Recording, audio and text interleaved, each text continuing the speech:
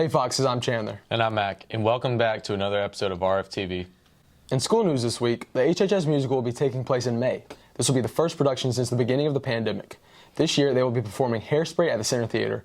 If you would like to audition for the show, please stop by one of the following: the school counseling office, the band, the chorus, or dance rooms on Thursday to pick up an audition packet. To stay informed, you can join the HHS Musical Remind Group with the code and Schoology under announcements.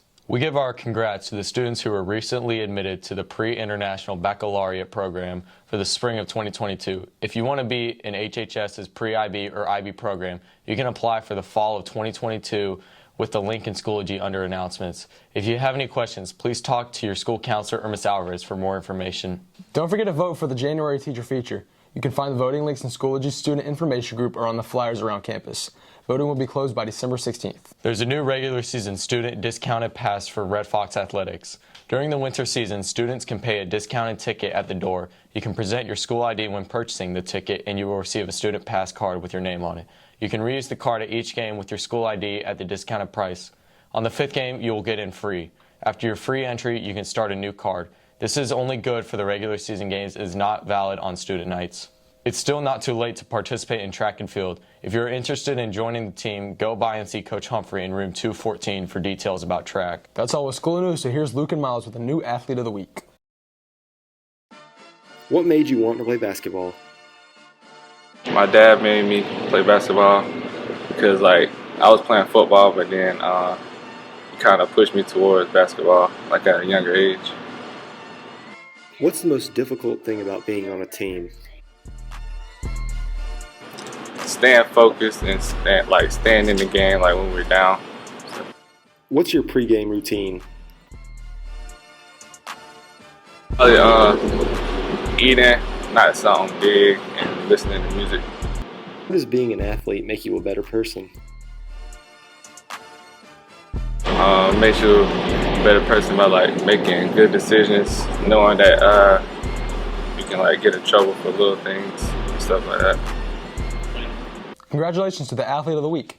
Coker and Miles are back with another episode of History. Today they're talking about the military career of one of the most significant cultural icons of the 20th century. Welcome back to History of Miles and Coker.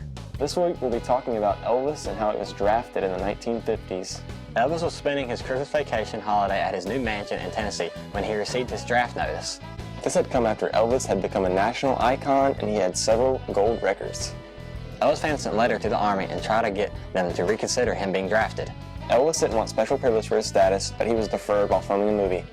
He was finally sworn in 2 years later as an Army private in Memphis. He then entered basic training and was sent out to Europe on a ship. His mother was close to death, so he went back home to visit her and stayed until after her funeral. He then returned to Germany and eventually became a sergeant. All the while, his manager continued to release music he'd released before the war. That's all for this week. Now back to the anchors. And to finish off today's episode, Jacob P. and Daniel had a chance to catch up with the new class of the week.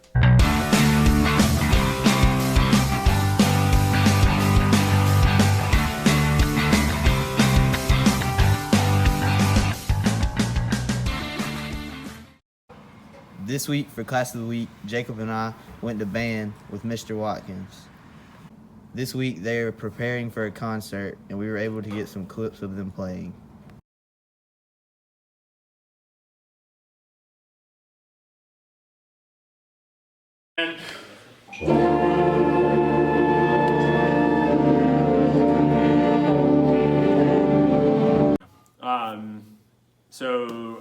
Our classes that take place during the day are wind ensemble, which is an honors level course, and then symphonic band, which is a college prep level course.